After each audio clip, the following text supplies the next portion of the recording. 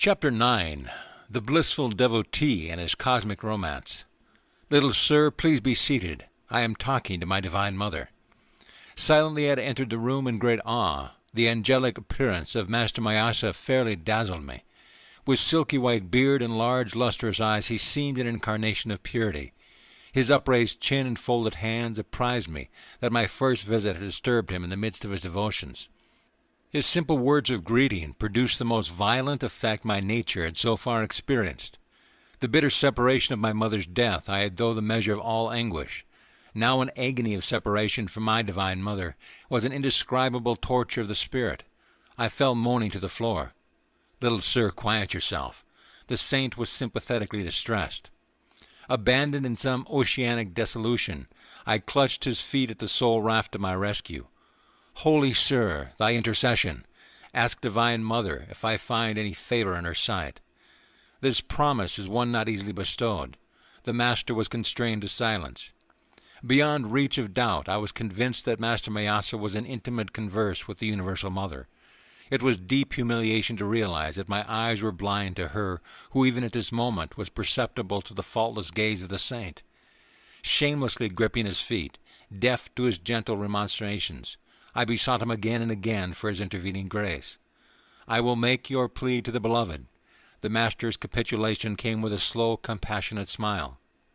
What power in these few words, that my being should know release from its stormy exile. Sir, remember your pledge. I shall return soon for her message. Joyful anticipation rang in my voice that only a moment ago had been sobbing in sorrow. Descending a long stairway, I was overwhelmed by memories. This house at 50 Amherst Street, now the residence of Master Mahasaya, had once been my family home, scene of my mother's death. Here my human heart had broken for the vanished mother, and here today my spirit had been as though crucified by absence of the Divine Mother. Hallowed walls, silent witness of my grievous hurts and final healing. My steps were eager as I returned to my Gorakhpur road home. Seeking the seclusion of my small attic, I remained in meditation until 10 o'clock. The darkness of the warm Indian night was suddenly lit with a wondrous vision. Hallowed in splendor, the Divine Mother stood before me. Her face, tenderly smiling, was beauty itself. Always I have loved thee. Ever shall I love thee. The celestial tones still ringing in the air, she disappeared. The sun of the following morning had hardly risen to the angle of decorum when I paid my second visit to Master Mahasaya. Climbing the staircase in the house of poignant memories, I reached his 4th-floor room. The knob of the closed door was wrapped around with a cloth, a hint, I felt, that the saint desired privacy. As I stood irresolutely on the landing, the door was opened by the Master's welcoming hand. I knelt at his holy feet. In a playful mood, I wore a solemn mask over my face, hiding the divine elation. Sir, I have come very early. I confess for your message. Did the beloved Mother say anything about me? Mischievous little sir. Not another remark would he make. Apparently my assumed gravity was unimpressive. Why so mysterious, so evasive? Do saints ever speak plainly? Perhaps I was a little provoked. Must you tease me? His calm eyes were full of understanding. Could I add a single word this morning to the assurance you received last night at 10 o'clock from the beautiful Mother herself? Master Mahasaya possessed control over the floodgates of my soul. Again I plunged prostrate at his feet. But this time my tears welled from a bliss and not a pain, past bearing. Think you that your devotion did not touch the infinite mercy, the motherhood of God, that you have worshipped in forms both human and divine, could never fail to answer your forsaken cry? Who was this simple saint, whose least request to the universal spirit met with sweet acquiescence? His role in the world was humble, as befitted the greatest man of humility I ever knew. In this Amherst Street house, Master Mahasaya conducted a small high school for boys. No words of chastisement passed his lips. No rule and ferule maintained his discipline. Higher mathematics indeed were taught in these modest classrooms, and a chemistry of love absent from the textbooks. He spread his wisdom by spiritual contagion rather than impermeable precept. Consumed by an unsophisticated passion for the Divine Mother, the saint no more demanded the outward forms of respect than a child. I am not your guru. He shall come a little later, he told me.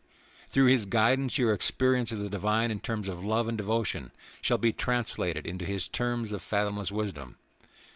Every late afternoon I betook myself to Amherst Street. I sought Master Myasa's divine cup, so full that its drops daily overflowed on my being.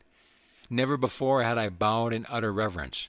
Now I felt it immeasurably privileged even to tread the same ground with Master Myasa sanctified. Sir, please wear this champa garland I had fashioned especially for you.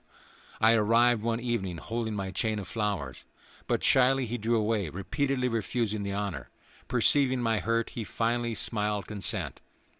Since we are both devotees of the Mother, you may put the garland on this bodily temple, as offering to her who dwells within. His vast nature lacks space in which any egotistical consideration should gain foothold. Let us tomorrow go to Dakeshwar Temple, forever hallowed by my Guru. Master Myasa was a disciple of a Christ-like master, Sri Ramakrishna Paramahansa. The 4-mile journey on the following morning was taken by boat on the Ganges. We entered the 9-domed temple of Kali, where the figures of the Divine Mother and Shiva rest on a burnished silver lotus, its 1,000 petals meticulously chiseled. Master Myasa beamed in enchantment. He was engaged in his inexhaustible romance with the beloved. As he chanted her name, my enraptured heart seemed shattered into 1,000 pieces. We strolled later through the sacred precincts, halting in a tamak grove. The mana characteristically exuded by this tree was symbolic of the heavenly food Master Myasa was bestowing. His divine invocations continued. I sat rigidly motionless on the grass amid the pink feathery tamarisk flowers. Temporarily absent from the body, I soared into a supernal visit. This was the first of many pilgrimages to Dakeshwar with the holy teacher. From him I learned the sweetness of God in the aspect of Mother, or divine mercy. The childlike saint found little appeal in the father aspect, or divine justice. Stern, exacting, mathematical judgment was alien to his gentle nature. He can serve as an earthly prototype for the very angels on earth, I thought fondly. Watching him one day at his prayers, without a breath of censure or criticism, he surveyed the world with eyes long familiar with the primal purity. His body, mind, speech, and actions were effortlessly harmonized with his soul's simplicity. My master told me so, shrinking from personal assertion. The saint ended any sane counsel with this invariable tribute. So deep with his identity was Sri Ramakrishna that Master Myasa no longer considered his thoughts as his own. Hand in hand, the saint and I walked one evening on the block of his school. My joy was dimmed by the arrival of a conceited acquaintance who burdened us with a lengthy discourse. "I see this man doesn't please you," the saint's whisper to me was unheard by the egoist, spellbound by his own monologue. "I have spoken to Divine Mother about it. She realizes our sad predicament. As soon as we get to yonder red house, she has promised to remind him of more urgent business." My eyes were glued to the sight of salvation. Reaching its red gate, the man unaccountably turned and departed, neither finishing his sentence nor saying goodbye. The assaulted air was comforted with peace. Another day found me walking alone near the Haworth Railroad Station. I stood for a moment by a temple, silently criticizing a small group of men with drums and cymbals, who were violently reciting a chant. How undevotionally they used the Lord's divine name in mechanical repetition. I reflected. My gaze was astonished by the rapid approach of Master Myasa. "Sir, how come you here?" The saint, ignoring my question, answered my thought. "Isn't it true, little sir, that the beloved's name sounds sweet from all lips, ignorant or wise?" He passed his arm around me affectionately. I found myself carried on his magic carpet to the merciful presence. "Would you like to see some bioscopes?" This question one afternoon from Master Myasa was mystifying. The term was then used in India to signify motion pictures. I agreed, glad to be in his company in any circumstance. A brisk walk brought us to the garden fronting Calcutta University. My companion indicated a bench near the Goldigi or pond. "Let us sit for a few minutes." My master always asked me to meditate whenever I saw an expanse of water. Here its placidity reminded us of the vast calmness of God. As all things can be reflected in water, so the whole universe is mirrored in the lake of cosmic mind. So my Guru Deva often said. Soon we entered a university hall where a lecture was in progress. It proved abysmally dull. though varied occasionally by lantern slide illustrations, equally uninteresting. So this is the kind of bioscope the master wanted me to see. My thought was impatient, yet I would not hurt the saint by revealing boredom in my face, but he leaned toward me confidentially.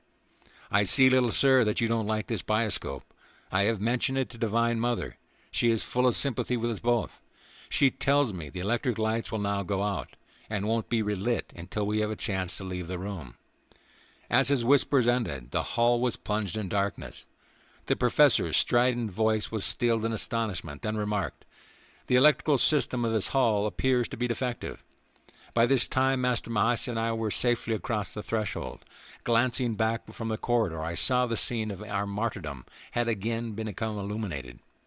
"Little sir, you were disappointed in that bioscope, but I think you will like a different one." The saint and I were standing on the sidewalk in front of the university building. He gently slapped my chest over the heart. A transforming silence ensued, just as the modern talkies became inaudible motion pictures when the sound apparatus goes out of order. So the divine hand, by some strange miracle, stifled the earthly bustle. The pedestrians, as well as the passing trolley cars, automobiles, bullock carts, and iron-wheeled hackney carriages, were all in noiseless transit. As though possessing an omnipresent eye, I beheld the scenes which were behind me, and to each side as easily as those in front. The whole spectacle of activity in that small section of Calcutta passed before me without a sound. Like a glow of fire dimly seen beneath a thin coat of ashes, a mellow luminescence permeated the panoramic view. My own body seemed nothing more than one of the many shadows, though it was motionless, while the others flitted mutely to and fro. Several boys, friends of mine, approached and passed on. Though they had looked directly at me, it was without recognition. The unique pantomime brought me an inexpressible ecstasy. I drank deep from some blissful fount. Suddenly my chest received another soft blow from Master Mahasaya. The pandemonium of the world burst upon my unwilling ears. I staggered, as though harshly awakened from a gossamer dream. The transcendental wine removed my reach. "Little sir, I see you found the second bioscope to your liking." The saint was smiling. I started to drop in gratitude on the ground before him. "You can't do that to me now. You know God is in your temple also. I won't let Divine Mother touch my feet through your hands." If anyone observed the unpretentious master and myself as we walked away from the crowded pavement, the onlooker surely suspected us of intoxication. I felt that the falling shades of evening were sympathetically drunk with God. When darkness recovered from its nightly swoon, I faced the new morning bereft of my ecstatic mood. But ever enshrined in memory is the seraphic son of Divine Mother, Master Mahasaya. Trying with poor words to do justice to his benignity, I wonder if Master Mahasaya and others among the deep-visioned saints, whose path crossed mine, knew that years later in a Western land I would be writing about their lives as divine devotees. Their foreknowledge would not surprise me, nor I hope my readers who have come thus far with me. End of chapter.